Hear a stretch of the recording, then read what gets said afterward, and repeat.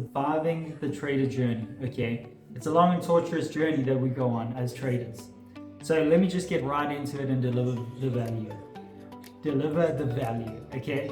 Journaling, tracking, that type of thing. As soon as you start, you find some strategies you want to test out.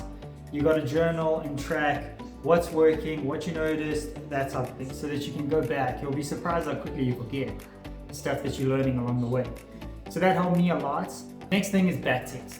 Okay, you got to backtest a lot in the beginning because you got to figure out your style. You got to, when you backtest, you can condense, okay, in an hour session. If you do 40 trades, one trade a day, that's 2 months of learning condensed into an hour session. And that's one way you can really shorten the learning curve. Never mind survive the learning curve, you actually shorten the whole thing down and contract it, which is a huge help to traders. And I see these traders online saying like they don't believe in backtesting, they only forward test. And honestly, I just think it's kind of a lazy answer. There's just no way it helps. And I understand their point. They say, oh, it's about emotions.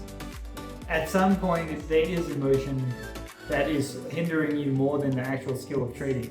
But don't you want to sharpen your edge? Don't you want to also have the skill of trading? There's two facets. There's the emotions, trading psychology, and then there's the edge.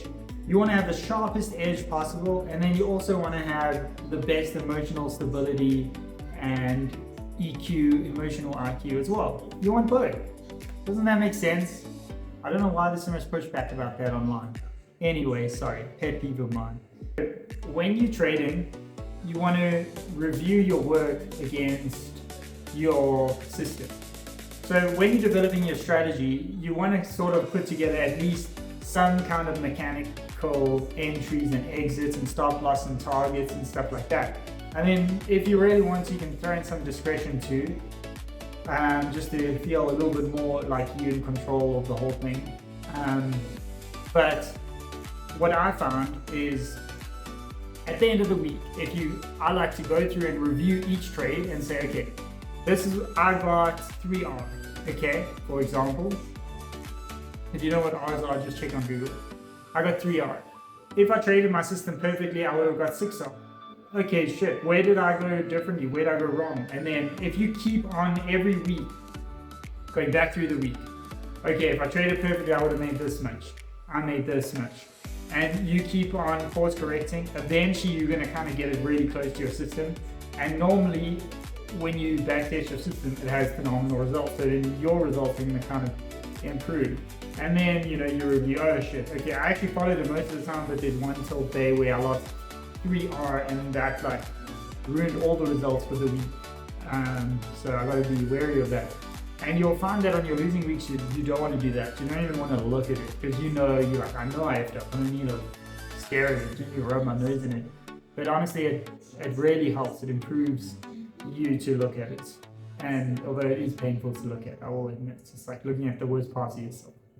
This is a good one. Work on one skill at a time. So let's say you're struggling with tilt days. You say, okay, this month is completely dedicated to tilt days. The whole month. So you track how many tilt days you had the month before. This whole month is dedicated to tilt. You might still have tilt days, but at the end of the month you want to track, did I have less tilt days than the day before? Was my tilt days more controlled than before? Did I only take 3 losses on my tilt day instead of 10 and blowing the entire account last time? Those kind of things. So those are the things that have really helped me on my journey, especially the journaling, tracking the results. I'd find that I'd go on tilt and the results would be so bad, I'd just give up on that journal. But it's kind of cool to measure, even if you're losing money. And I really feel like this, if you just lost a lot of money that month, you don't even want to deal with the whole journal thing. But on your journey, that's a data point. So if you say, okay, I lost $10,000 this month, for example, okay, next month, maybe you only lose 8,000. Instead of every month it being like, oh, I lost money, you want to make it, okay, I lost less, and I lost less. Because that is what the journey is like. You lose less, have a lucky month where the conditions are perfect, you make a little money, you think you made it, and then boom, the next month shows you who you really are. that type of thing. So that's kind of the gist, the crux of it for me. It's about surviving the journey. You want to stay sane, and most importantly, just be patient with yourself. Don't get overwhelmed and want to quit.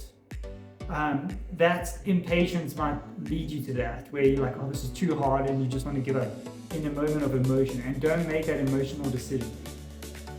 If you assess everything and you're like, I'm just not even enjoying this. This isn't what I thought it was. I thought I was just going to make Lambo money in a few months. Then okay, maybe you can consider quitting. You know, maybe it is not for you. But if you really had a passion for trading and you really like just did hours of back testing, or you read lots of books on it and you are fascinated by the game, then I would say be very careful about quitting. In all honesty, I loved the markets in high school, and after school I was studying, and I did 2 years of like all in trading stuff, and I had no money, so you know, I couldn't really pursue it as a career. I couldn't make any real money doing it like you can now with all these funding companies and all this opportunity. So I made the decision to put it off, and I put it off for about 8 years, maybe more. About 2014 to 2022, yeah, about 8 years. I put it off for 8 years because I didn't see a way to make money out of it. And in hindsight, I wish that while I was working, while I was trying to find other ways to make a living, because you couldn't make a living unless you had lots of money, I wish I still carried on working on it and honing in the craft.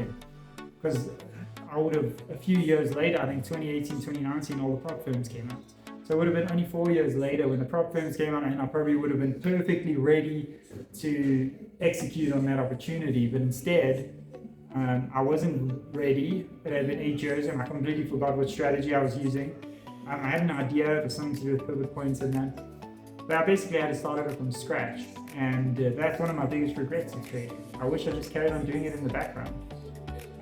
So that cost me a few years. And yeah, so that's my advice. I hope you can learn from my mistakes and from the things that really helped me along the journey. If I just applied, I can't tell you how many times I heard about this journaling thing, and I just couldn't get myself to do it. And it's one of the biggest things that helped me. Anyway, thank you so much for watching.